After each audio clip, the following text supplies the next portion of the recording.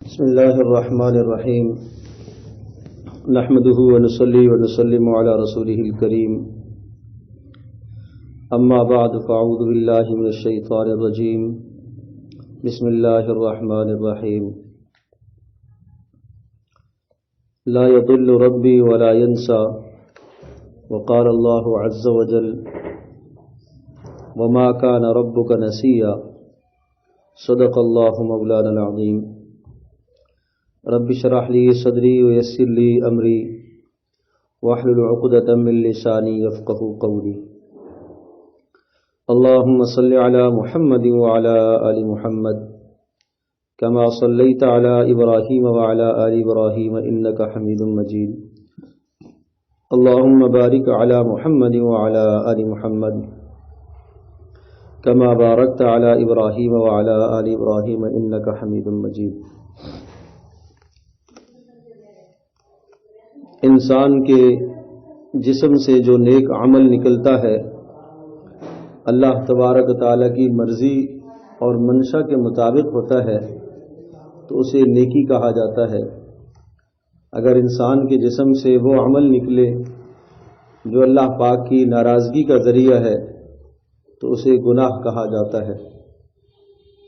نیک عمل کرنے کا جذبہ پیدا ہو جائے اور نیک اعمال کی طرف رغبت ہونے لگ جائے اور گناہوں سے بچنے کا دل میں داعیہ اور دل میں جذبہ پیدا ہو، قرآن مقدس کی یہ آیت وما کان ربک نسیا یہ ہمیشہ انسان اپنے دل و دماغ میں بٹھائے تو یہ دونوں کام آسان ہو جائیں گے، نیکی کا کرنا بھی آسان اور گناہ سے بچنا بھی آسان ہو جائے گا۔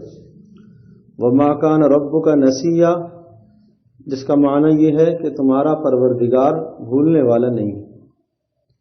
ایک دوسری جگہ پر فرمایا لا یضل ربی ولا ینسا۔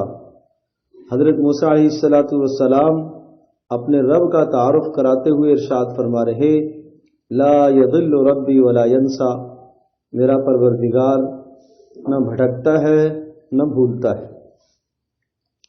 تو جب یہ تصور انسان کے دل میں بیٹھ جائے کہ میرا رب بھولنے والا نہیں ہے، اگر میں نیک عمل کروں گا تو اللہ تبارک و تعالیٰ بھولنے والا نہیں ہے، اللہ پاک مجھے اس نیک عمل پر ضرور ضرور بدلہ دے گا۔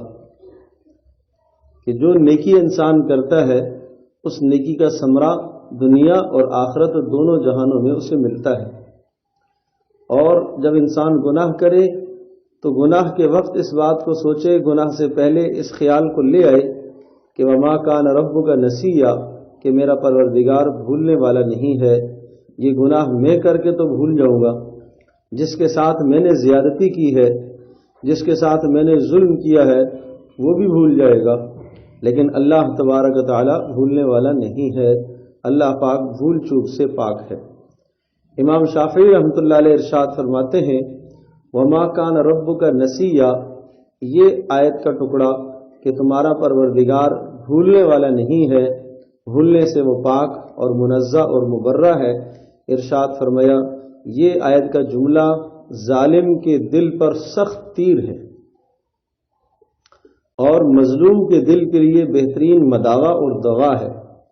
وما کان ربک نسیا جب ظالم ظلم کر رہا ہو اس وقت اگر اسے یہ کہا جائے کہ تمہارا پروردگار بھولے گا نہیں، تمہارا پروردگار بھولے گا نہیں، وہ منتقم ہے، وہ انتقام اور بدلہ لینے کی قدرت رکھتا ہے، اس کی شان کریمی اور اس کا حلم اور اس کا تحمل اور اس کا صبر اس بات کا متقاضی ہے کہ وہ تمہاری سزا میں جلدی نہیں کر رہا۔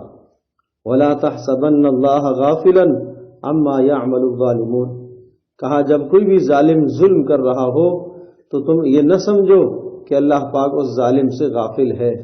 انما یؤخرہم لیوم تشخص فیہ الابصار اللہ پاک نے ان کو مہلت دے رکھی ہے اس دن تک جس دن انسان کی آنکھیں پھٹی کی پھٹی رہ جائیں گی اور وہ دن قیامت کا ہے۔ یہاں ظالم سے مراد صرف وہی نہیں ہے جس نے کسی دوسرے پر ظلم کیا، جانی ظلم کیا، بدنی ظلم کیا، کسی کو ستایا یا مارا، اس ظالم سے مراد ہر نافرمان ہے، ہر نافرمان جس کو اللہ تبارک و تعالیٰ نے زبان دی، اگر اس نے زبان کو غلط استعمال کیا تو یہ ظلم ہے، آنکھ دی، آنکھ کو غلط استعمال کیا تو یہ ظلم ہے، مال اللہ پاک نے عطا فرمایا، مال اگر غلط استعمال کیا تو یہ بھی ظلم ہے، اولاد اللہ پاک نے عطا کی ہے اور اولاد کی اچھی اور نیک تربیت نہ کی اور ان کو اللہ کا تعارف نہ سکھایا اور انہیں دین نہ سکھایا اور ان کے دل میں اللہ اور اس کے رسول صلی اللہ علیہ وسلم کی محبت نہ پیدا کی تو یہ اولاد کے ساتھ ظلم اور زیادتی ہے۔ تو ایسوں ہی کے بارے میں فرمایا وَلَا تَحْسَبَنَّ اللَّهَ غَافِلًا عَمَّا يَعْمَلُ الظَّالِمُونَ کہ اللہ پاک ان ظالموں کے ظلم سے غافل نہیں ہے۔ یہ مت سمجھو کہ اللہ پاک کی طرف سے عذاب نہیں آتا اور تاخیر ہوتی رہتی ہے، یہ تاخیر اس کی حکمت کا اور اس کی مصلحت کا تقاضا ہے۔ تو انسان کو ہر وقت اس بات کو مد نظر رکھنا چاہیے کہ اللہ تبارک و تعالی میرے کسی بھی عمل سے بے خبر نہیں ہے، اللہ پاک میرے کسی بھی عمل سے غافل نہیں ہے، میری زبان سے نکلا ہوا ہر جملہ، ہر بول اللہ کے پاس لکھا ہوا ہے۔ حضرت ثابت بنانی رحمۃ اللہ علیہ کے متعلق آتا ہے جب صبح ہوتی تھی تو وہ صبح کو بسم اللہ الرحمن الرحیم پڑھتے بستر سے اٹھتے ہوئے اور یوں کہتے فرشتوں سے، اے فرشتے لکھو بسم اللہ الرحمن الرحیم، پھر کہتے تھے لکھو الحمدللہ الذی احیانا بعد ما اماتنا والیہ النشور۔ اس طرح سے جو عمل کرتے جاتے ساتھ ساتھ فرشتے کو کہتے جاتے اس کو لکھو، اس کو لکھو۔ تو کسی نے پوچھا کہ اگر آپ نہیں بتائیں گے تو کیا فرشتہ نہیں لکھے گا؟ فرمایا لکھے گا۔ تو کہا پھر آپ کیوں کہہ رہے ہیں کہ لکھو اور لکھو اور لکھو؟ پھر ارشاد فرمایا یہ میں اس لیے کہہ رہا ہوں کہ تاکہ میرے دل میں استحضار رہے اور میرے دل میں یہ تصور ہمیشہ جم جائے کہ میرا ہر عمل لکھا جا رہا ہے۔ یہ صرف میں اپنے ایمان کے لیے کہہ رہا ہوں، یہ صرف جو میں بات کر رہا ہوں یا میں لکھوانے کی بات کہہ رہا ہوں اس لیے کہہ رہا ہوں کہ میرا ایمان محفوظ ہو جائے، تاکہ میں اس بات کو سمجھوں کہ میرا ہر عمل روزانہ لکھا جاتا ہے، میں بولوں نہ بولوں، کہوں یا نہ کہوں، فرشتے نے لکھنا ہے۔ لیکن یہ اس لیے کہہ رہا ہوں کہ لکھو لکھو لکھو تاکہ مجھے ہر وقت اس کا استحضار رہے، اس کا خیال رہے کہ میرا ہر عمل لکھا جاتا ہے۔ تو کتنے احتیاط کی ضرورت ہے؟ ما یلفظ من قول الا لدیہ رقیب عتید، تم جو بھی جملہ زبان سے نکالتے ہو اس نکلے ہوئے جملے پر ایک نگہبان اللہ کی طرف سے مقرر ہے، متعین ہے، وہ آپ کے اس جملے کو بولے گا، آپ کے اس جملے کو لکھے گا، بولے ہوئے جملے کو لکھے گا اور اس جملے پر قیامت کے دن فیصلے ہونے ہیں۔ انہا ان تک مثقال حبۃ من خردل فتکن فی صخرۃ او فی السماوات او فی الارض یأتی بها اللہ، اگر تمہاری ایک نیکی کا جملہ اور کلمہ اگر پہاڑوں کی تہوں کے اندر ہوا، آسمانوں کی بلندیوں میں ہوا، چٹانوں کی سختیوں کے اندر بھی ہوا تو اللہ پاک قیامت کے دن اس کو تمہارے سامنے حاضر کرے گا، وہ اچھا یا برا جملہ سامنے لایا جائے گا اور اس پر تمہیں بدلہ ملے گا، اس پر تمہیں اجر ملے گا۔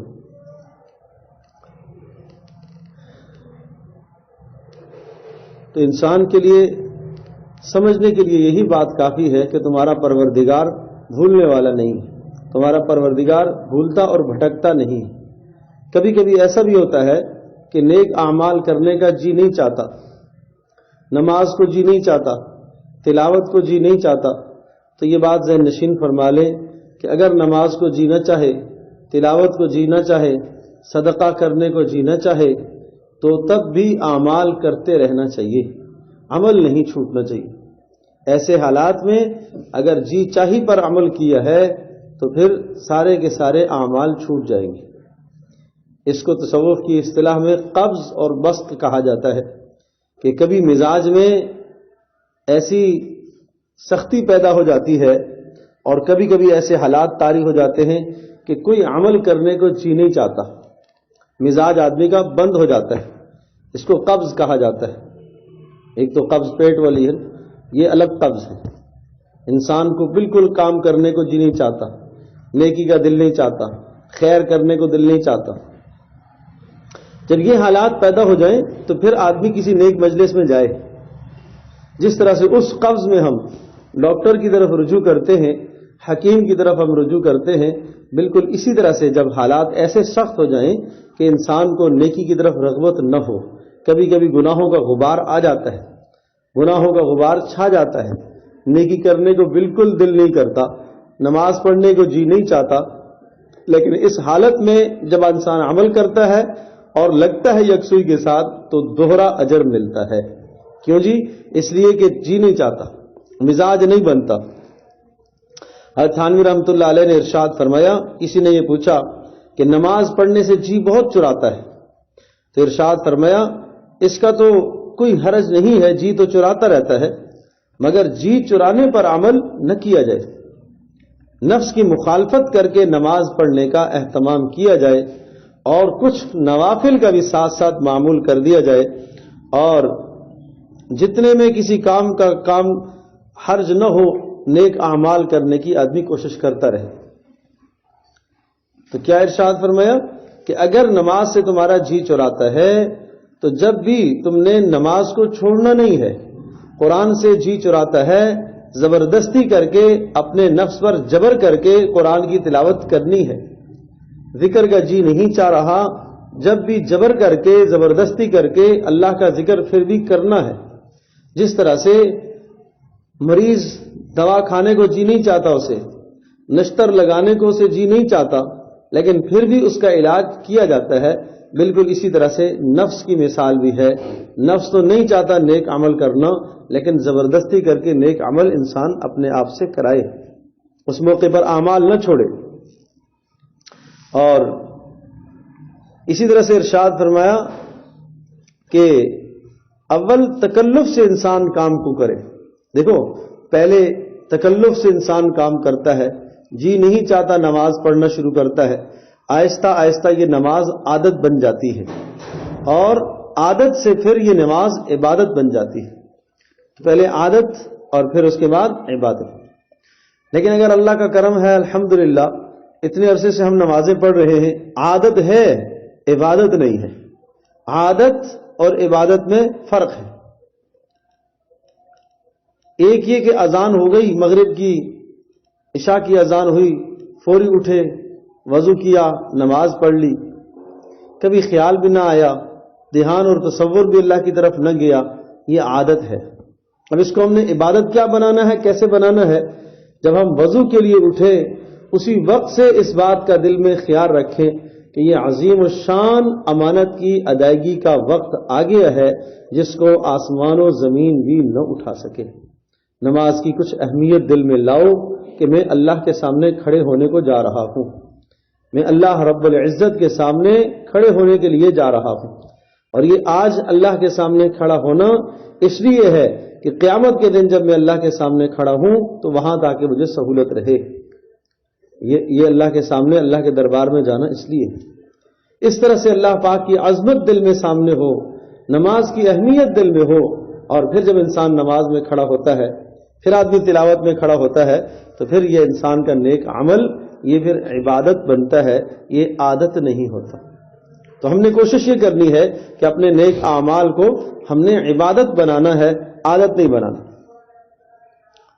لیکن یہ ساری چیزیں میرے عزیز دوستوں اور بزرگوں اسی صورت میں ہوگی کہ جب انسان ہر وقت اللہ تبارک تعالیٰ کی ذات عالی کا استحضار رہے۔ کیوں قرآن مجید میں ایک نہیں کئی مقام پر اللہ پاک نے ذکر کی کثرت کا حکم دیا ہے، اذکروا اللہ ذکرا کثیرا، اللہ پاک کا ذکر کرو، خوب خوب اللہ کو یاد کرو۔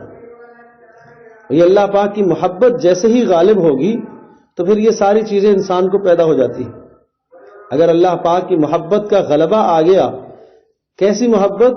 جیسا کہ صحابہ کرام رضی اللہ عنہم اجمعین کو اللہ تبارک تعالیٰ کی معرفت اور اللہ پاک کی محبت حاصل تھی۔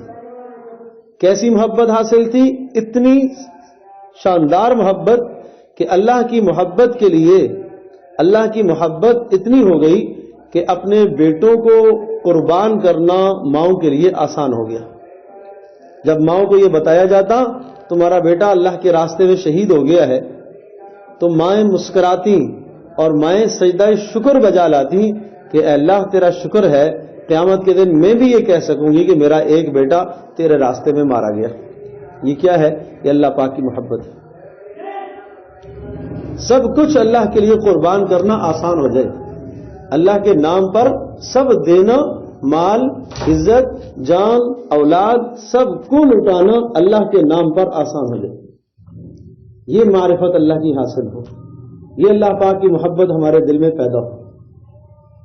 یہ کیسے آئے گی؟ اللہ کا ذکر کرو کثرت سے، اذکروا اللہ ذکرا کثیرا وسبحوہ بکرۃ واصیلا، صبح و شام اللہ کا ذکر کرو، اور صبح و شام سے مراد ہر وقت اللہ کا ذکر کرو، ہر وقت دل میں اللہ پاک کی محبت موجود ہے۔ تو ایک تو ذکر سے اللہ پاک کی محبت حاصل ہوگی، کثرت سے چلتے پھرتے اٹھتے بیٹھتے سبحان اللہ، الحمدللہ، لا الہ الا اللہ، اور یہ صرف زبان تک نہ ہو، دل سے بھی۔ اور دل سے ہونے کا مطلب کیا ہے؟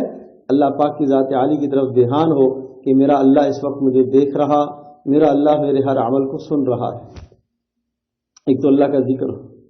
نمبر 2، اللہ پاک کی نعمتوں کو سوچا جائے، اللہ نے کیا نعمتیں مجھے عطا فرمائی۔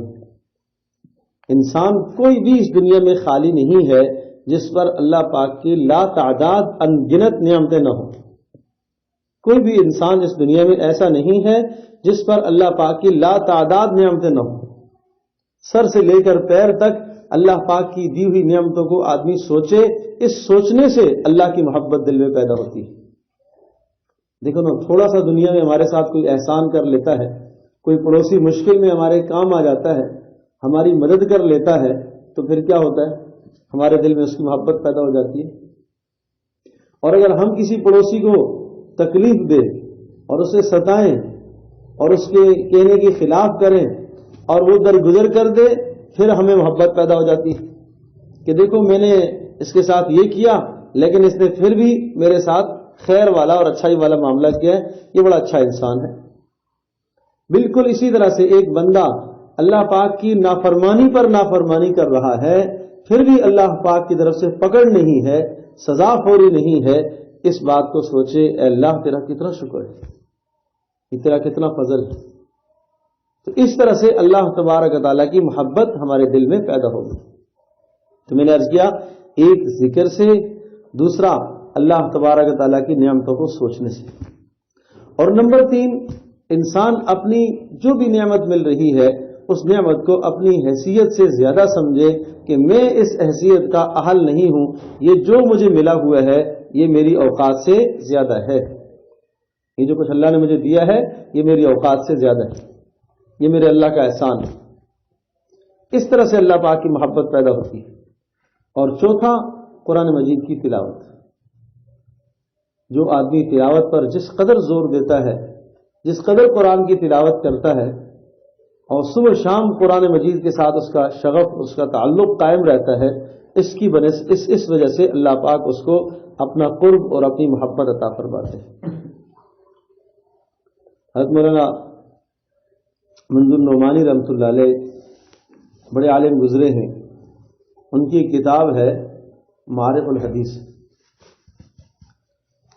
تو وہ ایک ارشاد فرماتے ہیں کہ ایک مرتبہ میں سفر کر رہا تھا، تو دوران سفر میں نے ایک شخص کو دیکھا ٹرین میں کہ وہ میری کتاب کا مطالعہ کر رہا، معارف الحدیث کا۔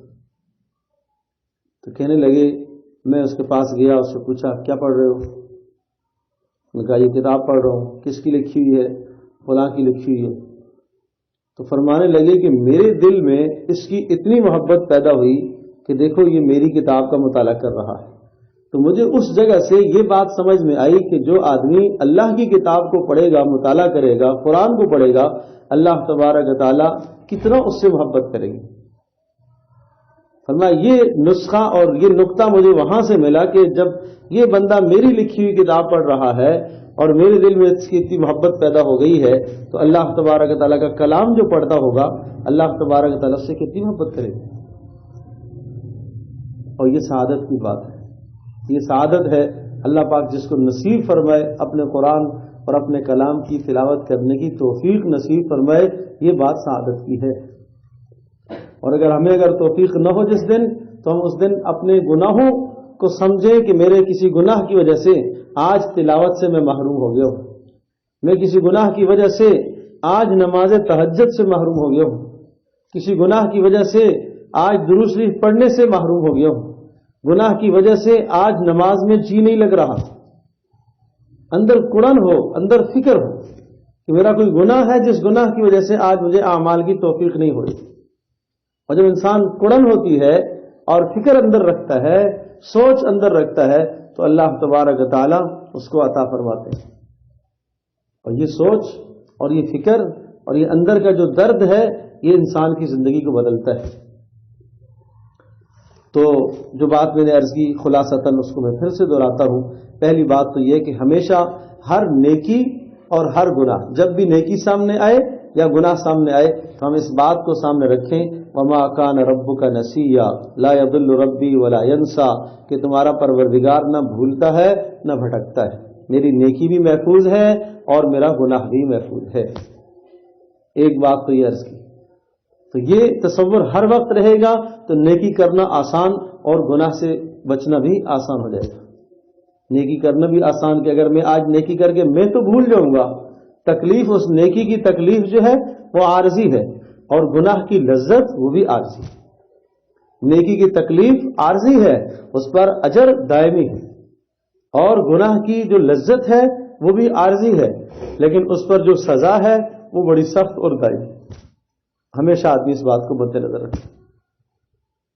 اور دوسری بات یہ عرض کی ہے کہ کبھی کبھی نیکی کرنے کی کا جی نہیں چاہتا، انسان کی مزاج میں سختی پیدا ہو جاتی ہے، اور یہ ہوتا ہے کبھی کبھی گناہوں کی وجہ سے، نافرمانیوں کی وجہ سے۔ یہ حالات انسان پر آتے رہتے ہیں، یہ انقباض آ جاتا ہے، طبیعت پر ایسا انقباض آتا ہے کہ نماز تک پڑھنے کو جی نہیں چاہتا، اور تلاوت کرنے کو، ذکر کرنے کو جی نہیں چاہتا۔ تو یہ عرض کیا کہ جب نیک عمل کرنے کا جی نہ چاہے، جب بھی زبردستی نیک عمل کرنا ہے، اس وقت آپ یہ سمجھیں کہ اس وقت میرے نفس کی یہی دوا ہے، یہ کڑوی دوا اس وقت مجھے پینی ہے، جب ہی مجھے شفا ملے گی۔ اور ایسے موقع پر عمل پر دوہرا اجر اللہ تبارک و تعالیٰ عطا کرتے ہیں۔ اور تیسری بات یہ عرض کی ہے کہ نیک عمل کرنا آسان اور گناہ سے بچنا آسان جب ہوگا کہ جب اللہ پاک کی محبت دل میں آئے گی، اور اللہ تبارک و تعالیٰ کی محبت پیدا ہوتی ہے اللہ پاک کی یاد سے، اللہ کے ذکر سے، کثرت سے اللہ کا ذکر کیا کرو۔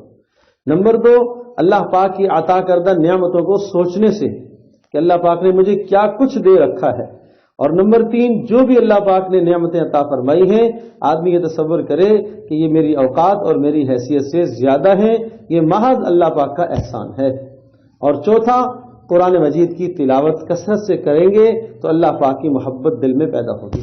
جو آدمی جتنا کلام پڑھتا ہے، جس قدر پڑھتا رہتا ہے، اللہ کی محبت اتنی دل میں پیدا ہوتی ہے۔ روزانہ اور ہر نماز کے سے پہلے، ہر نماز کے بعد، یا کم از کم رات سونے سے پہلے آدھا گھنٹہ، 20 منٹ، 15 منٹ نکال کر قرآن مجید کی تلاوت ضرور کیا کریں۔ صبح بھی 10 منٹ نکال کر قرآن کی تلاوت کریں، رات کو بھی 10-15 منٹ، آدھا گھنٹہ نکال کر قرآن مجید کی ضرور تلاوت کیا کریں۔ جو تنہائی میں اللہ سے ہم مناجات کرتے ہیں، جو تنہائی میں اللہ پاک کو ہم وقت دیتے ہیں، اس وقت پر، اس تنہائی کا جو وقت دیا ہوا ہے، اس پر ہماری آخرت بنے گی۔ اس وقت کی وجہ سے اللہ پاک کی محبت دل میں پیدا ہوگی۔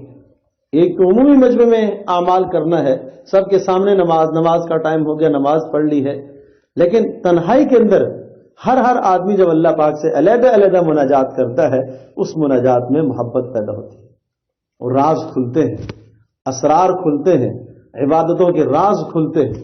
دیکھو، جب انسان کسی اپنے دوست کے ساتھ تنہائی میں بیٹھتا ہے، گھنٹے بیٹھتا ہے، تو اپنی باتیں اسے بتاتا ہے، اس کی باتیں خود سنتا ہے، تبادلہ خیال ہوتے ہیں، باتیں شیئر ہوتی ہیں۔ اسی طرح سے جب انسان تنہائی میں اللہ پاک کے ساتھ بیٹھتا ہے اور اللہ تبارک و تعالیٰ کو اپنی مناجات سناتا ہے، اپنی باتیں سناتا ہے، اپنے دکھ سناتا ہے، شیطان کے بہکاوے اللہ پاک کو سناتا اور بتاتا ہے کہ یوں اے اللہ، شیطان نے مجھے گمراہ کرنے کی کوشش کی، اے اللہ تیرے فضل سے میں یوں بچا، اے اللہ مجھے یہ حاجت ہے، اے اللہ تو کرم فرما، تو تنہائی کے اندر جب انسان اس طرح سے اللہ پاک سے باتیں کرتا ہے تو اللہ پاک کی محبت کے اسرار دل میں کھلتے ہیں، اللہ کی محبت دل میں پیدا ہوتی ہے۔ اللہ پاک ہم سب کے لیے عمل کرنا آسان فرمائے۔